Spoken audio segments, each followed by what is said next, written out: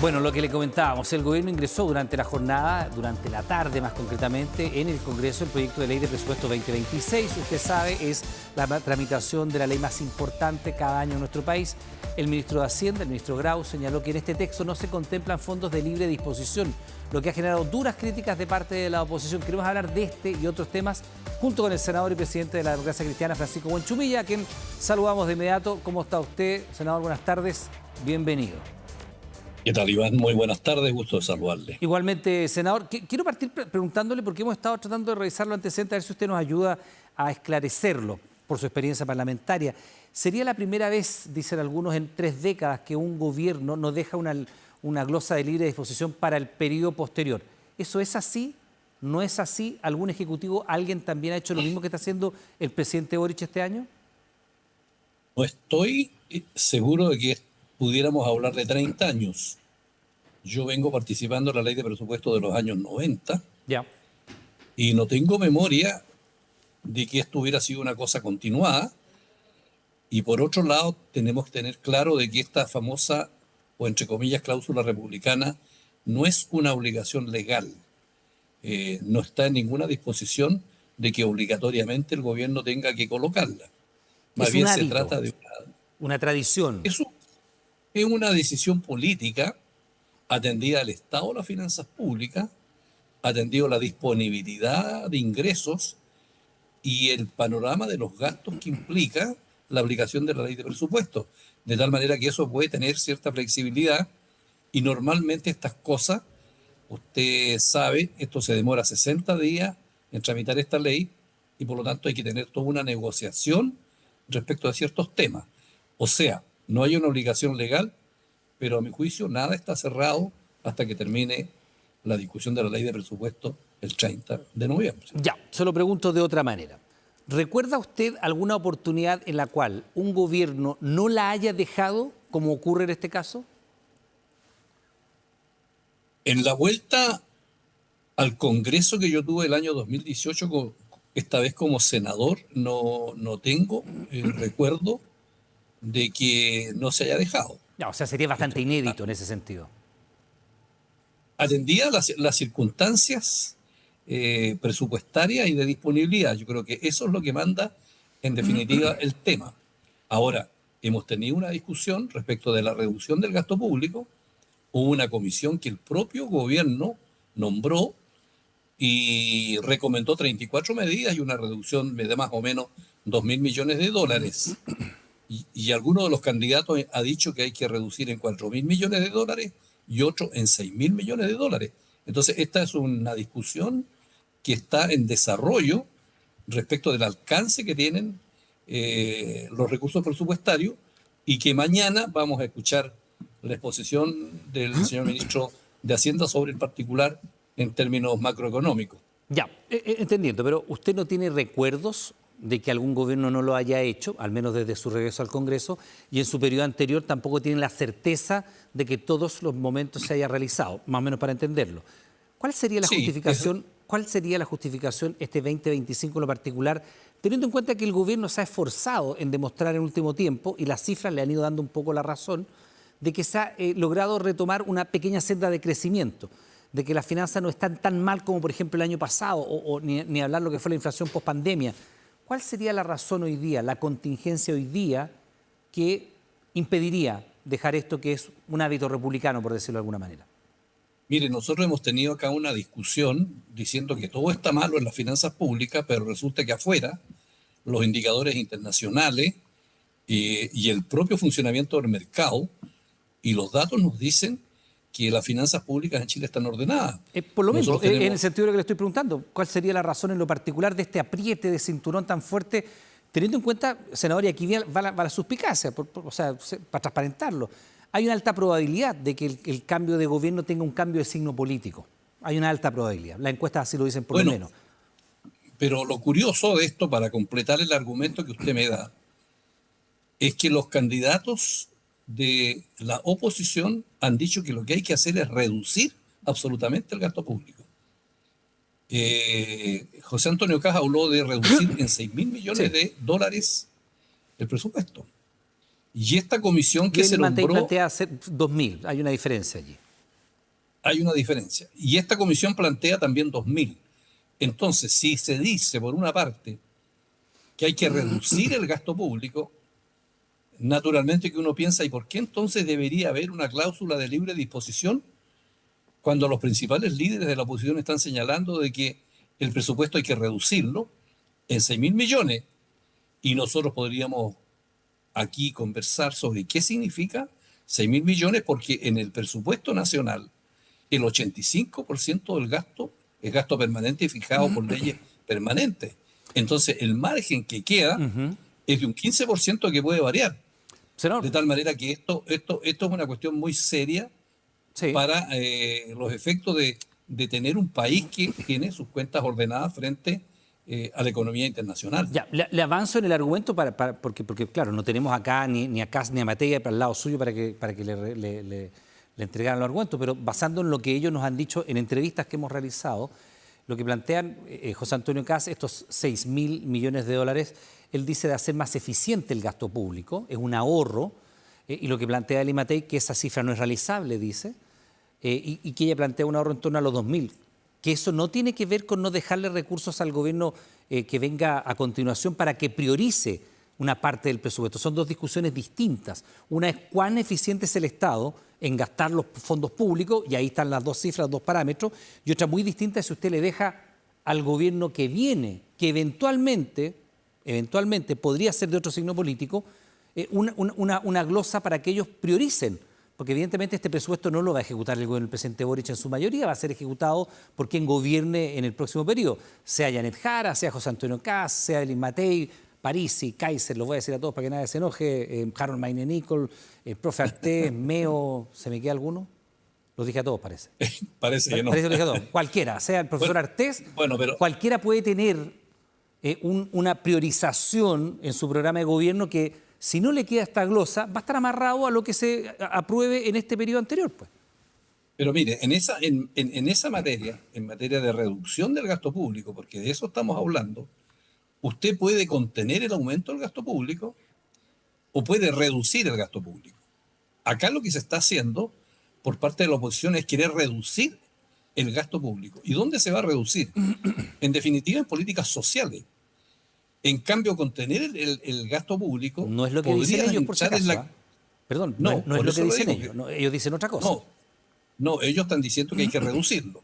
Ellos están Y yo le diciendo digo que, senador, es que me lo plantea, porque va a tener que darle el argumento que le han dado ellos. Ellos dicen hacer más eficiente el gasto. Incluso el mismo Kast que no ha explicado el mecanismo, porque eso sí hay que transparentarlo. Él no ha sido capaz de explicar cómo pretende reducir estos 6.000 millones, pero ellos dicen sin afectar los programas sociales, pero haciendo más eficiente. Y han esbozado algo en el sentido de programas sociales que están mal evaluados y que esos podrían reducirse.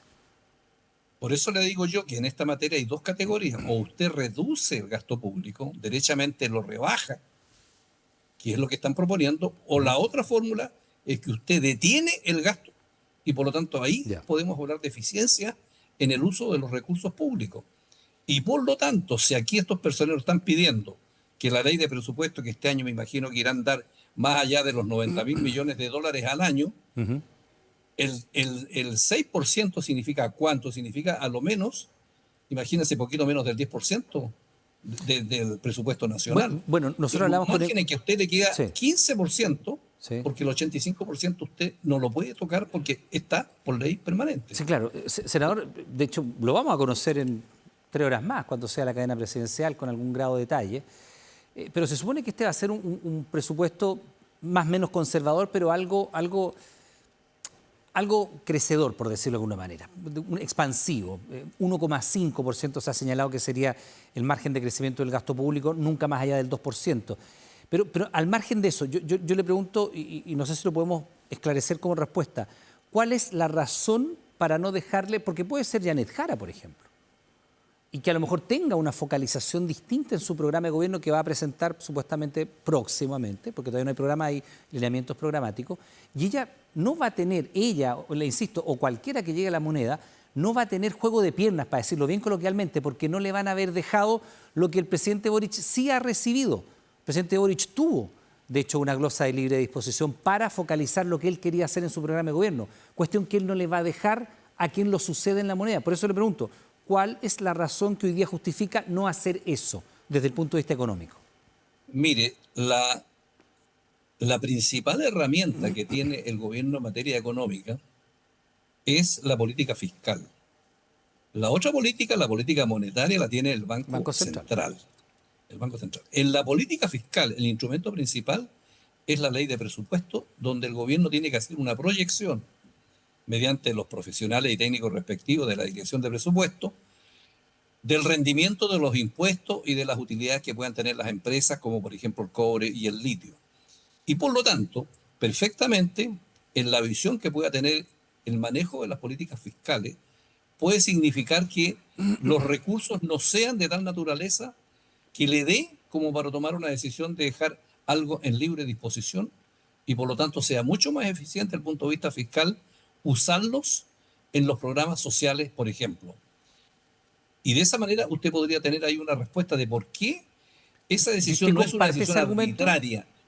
No, mire, no hay en materia de política fiscal, a mi juicio, en la experiencia que yo tengo de muchos años, decisiones arbitrarias de que porque se le ocurrió al ministro de Hacienda y al gobierno ir a la baja respecto de eso o simplemente tomar una medida como para no dejar nada al próximo gobierno que tiene. Porque no es así. Le deja un presupuesto financiado.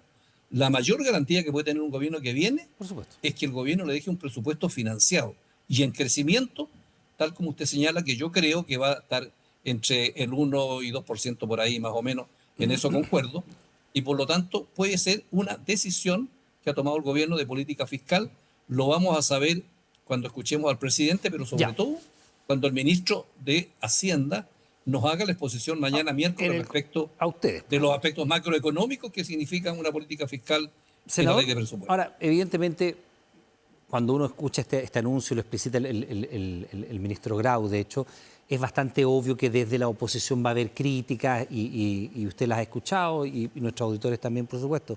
Pero la propia candidata Janet Jara dice que que sería deseable que hubiera quedado esta glosa de libre disposición, aunque dice lo importante es que no haya menos recursos para los gastos sociales, seguridad y demás, pero dice sería deseable que hubiera quedado. Claro. Entonces, evidentemente ahí usted entiende que todos los candidatos, sobre todo los que tienen más posibilidades de llegar a la moneda, también están viendo que van a comenzar su periodo presidencial de manos atadas en el sentido de que si quisieran priorizar algún área por sobre otra, no van a tener recursos porque estos van a quedar asignados en glosas presupuestarias que son estructuradas, que tienen que tener cierta ejecución presupuestaria y usted sabe lo que pasa por ahí de septiembre en adelante cuando se empieza a ver que no están ejecutados los presupuestos, cómo se acelera el gasto público, pero va a ser con un mapa diseñado por otra administración.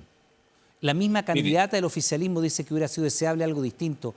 No es una medida que encuentre usted se pueda discutir, no está escrita en piedra en principio. Mire, todo se puede discutir y en eso ese no es el problema, pero todas las autoridades que tienen facultades ejecutivas, y yo las he tenido como intendente, sí, claro. He estado ejecutando el Fondo Nacional de Desarrollo Regional, como alcalde he tenido facultades ejecutivas y uno siempre quisiera tener más presupuesto del que uno tiene. Pero o nos ponemos de acuerdo en que a ese nivel se discute o tenemos una política fiscal responsable que es la que hace que Chile tenga hoy día, diga, un prestigio internacional, un riesgo bajo y por lo tanto el dinero más barato, los intereses más a la baja y por lo tanto nos creen a nosotros en el ámbito internacional, no como a otros países vecinos que tienen un alto riesgo porque tienen una política fiscal irresponsable. Senador, pero por lo demás, dentro del presupuesto nacional, el Ejecutivo tiene facultades para hacer reasignaciones. Sí, por supuesto. Y por lo tanto, muchas veces viendo en cada ministerio cómo se va avanzando en determinados programas, pueden hacer reasignaciones. Sí, pero usted sabe, usted tiene que desvestir un santo para vestir otro, eso es lo que se termina haciendo, y eso es un ejercicio que es bien odioso. Pero déjeme preguntarle, porque usted estuvo en el conclave ayer en Cerro Castillo, ¿no? Sí. No estuvo Jaime Mulet, del Frente Regionalista Verde Social. No estuvo Jaime Mulet. Evidenciando una molestia. Y hoy día la senadora Sepúlveda también pedía reponer esta glosa presupuestaria de libre disposición, ella como independiente. La misma candidata oficialista, le reitero la voz, también dice que sería deseable. Son varias voces del oficialismo. Quizás no el alma del oficialismo, no es el core mismo del gobierno, pero son votos oficialistas y son posturas que le están diciendo al Ejecutivo, oiga, esto no es lo que se ha venido haciendo en la tradición republicana reciente, que en el fondo ese es el argumento. Bueno, yo me abro a una discusión de esa naturaleza, pero Ya. yo no puedo tener, digamos, una decisión sin antes conocer yo globalmente las distintas partidas que significan, ¿no es cierto?, un presupuesto de millones y millones de dólares en un mamotreto que tiene no sé cuántos cientos de páginas Sí, claro. y cientos de glosas. Y a mí me parece que esa discusión tenemos que verla en el desarrollo y en la discusión de la ley de presupuesto. Y ese es el sentido de estar 2 meses, porque a mí lo que me importa es que una ley de presupuesto la tengamos financiada, Sí. una ley de presupuesto que genere, digamos, posibilidades de políticas sociales en materia de salud, educación, funcionarios públicos, funcionarios municipales, combate a la pobreza, seguridad, pero no con pompas de jabón, sino con recursos que responsablemente el gobierno nos está diciendo que van a estar a disposición. Y dentro de ese margen podemos conversar y si se abre un margen aceptable, nos abriremos, digamos, a tener decisiones de otra Ya, naturaleza. usted estaría Tenemos 60 disponible días para, para para, eso. para dar esa discusión. Estoy disponible para eso y para otras discusiones, verificando, por ejemplo, cómo van los gobiernos regionales en la partida del presupuesto nacional. Ese es otro tema. Ya. Cada uno defiende su región y verá cómo Pero viene. déjeme preguntarle sobre Tenemos eso que porque abrirnos. déjeme preguntarle sobre eso porque a propósito de los gobiernos regionales y a propósito, la gente se olvida, pero esta discusión presupuestaria la tenemos todos los años. En el presupuesto anterior venía muy marcada la discusión por el escándalo del caso Fundaciones, con todas las aristas posibles, desde el norte hasta la región de la Araucanía. Usted sabe que ha sido bien transversal esto. Y evidentemente también se dijo, vamos a recortar los gastos o los recursos que se le asignan a las fundaciones porque era un presupuesto mal ejecutado y muchos de estos casos son desde algunos que tienen que ver con desvío de dinero hasta planes que sencillamente no se ejecutaban. Los ejemplos están siendo investigados por la justicia, hay órdenes de aprehensión, hay procesos que avanzan más lentos que otros, pero en términos generales era plata pública que se iba a cualquier cosa menos a aquello para lo cual estaba destinado. En el caso de los gobiernos regionales, nos encontramos con una figura que es bien interesante. El mismo gobernador Orrego es un buen ejemplo al propósito. Él siempre decía, yo tengo recursos, no tengo atribuciones, pero tengo recursos. Y en la voluntad de participar políticamente, bueno, a él de hecho se le está objetando, entre otras cosas, 1.000 millones de pesos que todavía no se sabe muy bien dónde están rendidos de este programa para combatir el suicidio adolescente. Y finalmente ahí también hay muchos recursos fiscales que no han tenido buen destino. Y evidentemente uno diría, bueno, si el ejemplo de las fundaciones y el ejemplo del gasto de algunos gobiernos regionales no ha sido el más prolijo, por decirlo de alguna manera, podríamos decirlo de otras tantas, no es momento de apretar allí, no es momento de bajar allí el gasto que se destina precisamente a estos recursos que tienen los gobernadores cuando no ha sido tan eficiente el uso de los mismos o cuando hay casos que son derechamente dolosos como está investigando la justicia. Pero mire, una cosa son los delitos que pueden cometerse en determinados sectores del ámbito público y también del ámbito privado, pero en este caso el sector público. Públicos, todo. Pero fíjese que el punto va por otra parte. El punto va si ese servicio o gobierno regional o ministerio, lo que sea, fue capaz de gastar toda la plata que se le puso en la ley de presupuesto. Y le voy a decir a usted que en algunos ámbitos lo que sucede es que se le pone 100 y él solamente gasta 80. Entonces llega a fin de año y se le dice, mire, a usted le pusimos 100 y no fue eficiente en el gasto. Se le Y por asigna lo tanto menos. por lo tanto no puede pedir ahora que le demos 120, porque le pusimos 100, gastó 80 y usted me pide 120 ahora. ¿No le parece ilógico? Más bien va por ese lado. Hay un análisis pormenorizado de cuál fue el cumplimiento de las metas de gasto público en todos los gobiernos regionales y en todos los servicios públicos. Esa es una cosa que la Dirección de Presupuestos sigue minuciosamente y yo le puedo señalar que en la discusión va a salir este argumento. Cuando alguien pida aumento en tal parte le van a decir, mire usted, no fue eficiente en la plata que en el presupuesto de este año se le colocó. No pida entonces más aumentos si usted no fue capaz de gastar lo del año que recién termina, presupuestariamente hablando. Sí. Bueno, es parte de la discusión que comienza incluso antes de que el proyecto propiamente tal sea puesto a disposición de la ciudadanía y de los legisladores. Esta noche a partir de las 10 hay cadena, vamos a conocer lo que prioriza el gobierno y por supuesto ustedes mañana ya empiezan a analizar con más detalle el texto de lo que es considerada la ley más importante de la nación. Senador Buenchumilla, le quiero dar las gracias como siempre por recibir el llamado del Canal 24 Horas. Estamos en contacto, muy amable. Gracias, Iván. Buenas noches. Que esté muy buenas bien. tardes. Gracias.